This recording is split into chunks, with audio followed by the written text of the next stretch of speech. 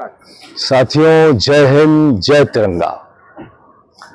आप सभी को मालूम है कि बहुत जल्दी ही पार्लियामेंट का एक विशेष सत्र बुलाया जा रहा है 18 सितंबर से 22 सितंबर के लिए, जबकि अभी बहुत जल्दी ही पार्लियामेंट का मानसून सेशन समाप्त हुआ था। तो कोई विशेष बात होगी, कुछ विशेष आयोजन के लिए कुछ करना होगा, अच्छी चीज, इसलिए शायद ऐसा बुलाया जा रहा है। तो इस संदर्भ में ऐसा मौका मुझे मिला है कि मैं भी अपनी बात रखूं, और अगर आपको भी पसंद आए तो आप भी इसको अपने कमेंट के द्वारा और अपने लाइक के द्वारा आप हमको भी सूचित कर सकते हैं और इसको हम लोग और आगे बढ़ा सकते हैं। तो मैं समझता हूं कि इस अवसर पर मेरा एक विचार है कि हमारे देश में जो महिलाएं हैं उनकी संख्या करीब 68 से 70 करोड़ के आसपास है।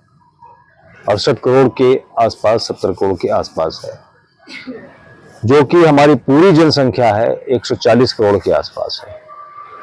तो ऐसे में लगभग 50% महिलाएं हैं अपने देश में, और इसमें से भी करीब 42 या 44 करोड़ के आसपास जो हैं वोटर भी हैं, जो कि वोट डालती हैं, अपना उनका हक अदा करते हैं गवर्नमेंट बनाने में।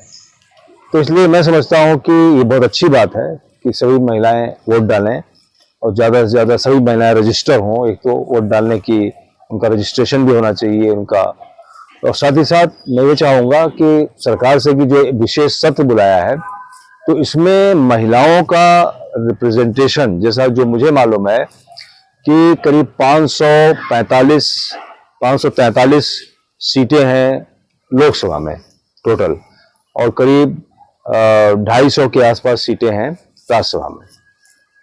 तो लोकसभा में 545 में से लगभग 78 ही महिलाएं हैं, और इसी प्रकार से राज्यसभा में भी बहुत कम है महिलाओं का रिप्रेजेंटेशन। तो जो इतनी संख्या में हैं और जो इतना काम करती हैं, अपने घर को, परिवार को संभालती हैं, तो वो इलेक्शन में वोट भी डालती हैं, तो इन लोगों को भी, और इतनी अच्छी कैपेबिलिटी होती है, इतना अच्छा समर्पण की भावना होती है अपने परिवार के लिए, अपने समाज के लिए। मेहनतकश लोग, मेहनती होती हैं महिलाएं बहुत ही। तो इसलिए उनको मैं समझता हूं कि और अच्छी रिस्पॉन्सिबिलिटी, रोल मिलना चाहिए, और पार्लियामेंट को इस अवसर पर एक ऐसा विधेयक पास करे जिसमें महिलाओं का आरक्षण हो जाए। कि महिलाओं का, वैसे तो मैं समझता हूं नैतिकता के आधार पर पार्टियों को खुद ही अपनी तरफ से ज्यादा कैंडिडेट्स महिलाओं के उतारने चाहिए, लेकिन अगर सबको कानून की जरूरत है तभी उतारेंगे।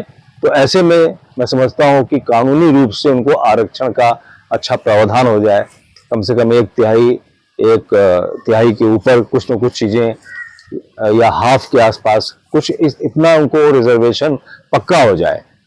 नहीं तो मुझे उम्मीद थी कि सभी पार्टियां अपने आप ही इस चीज को करेंगी कि अपने जब इलेक्शन होता है तो उसमें उनको ज्यादा टिकट दें, लेकिन ऐसा नहीं हो पा रहा है। तो इसलिए मैं समझता हूं कि जरूरी है कि इस अवसर पर एक तो ये विधेयक जरूर महिलाओं के हित में पास हो, और महिलाओं का जो है मान सम्मान बढ़े, और जो महिलाएं अपना योगदान देंगी तभी वो हमारा जो तिरंगा की जो शान है वो और ज्यादा चमकेगी, जो और ज्यादा ऊपर उठेगी। तो इसलिए इस अवसर पर एक तो ये मेरी मांग है। दूसरी जो मैं पिछले 3 वर्षों से लगातार मांग रख रहा हूं कि तिरंगा के सम्मान में, देश के राष्ट्रीय ध्वज के सम्मान में एक राष्ट्रीय ध्वज दिवस घोषित हो। और चूंकि 22 जुलाई को ही इसका जन्म हुआ था, 22 जुलाई 1947 को, इसलिए प्रिफरेबली 22 जुलाई 1947 को इसका जन्म दिवस की घोषणा हो। जब पार्लियामेंट में सारे लोग आ ही रहे हैं, सारे एमपी हर पार्टी के आ रहे हैं, तो उस समय इसको भी रख करके तिरंगे के मान सम्मान को और आगे बढ़ाने में सभी लोग मिलकर अपना योगदान दें। और एक विशेष सत्र जो है इन 2 चीजों पे, तो इसके अलावा और भी बहुत सी चीजें की जा सकती हैं, लेकिन ये इस समय मेरे दिमाग में यही 2 चीजें आई हैं कि इनको जरूर करना चाहिए। इसके लिए मैं आप लोगों से भी अनुरोध करता हूं कि आप लोग भी अगर हमारी बात से सहमत हो तो अपने कमेंट के माध्यम से, अपने शेयर करने के माध्यम से इसको, और जो कुछ भी कर सकते हैं इस बात को आगे बढ़ाने के लिए, क्योंकि समय कम है, 18 तारीख है, आज जो है 4 तारीख हो गई है। तो इसलिए इस अवसर पर पुनः मुझे पूरी उम्मीद है कि इस विशेष सत्र में महिलाओं को के आत्मसम्मान को बढ़ाने के लिए, और तिरंगे के आत्मसम्मान को बढ़ाने के लिए, और तिरंगे की शान को बढ़ाने के लिए ये प्रयत्न अवश्य किए जाएंगे। जय हिंद, जय तिरंगा।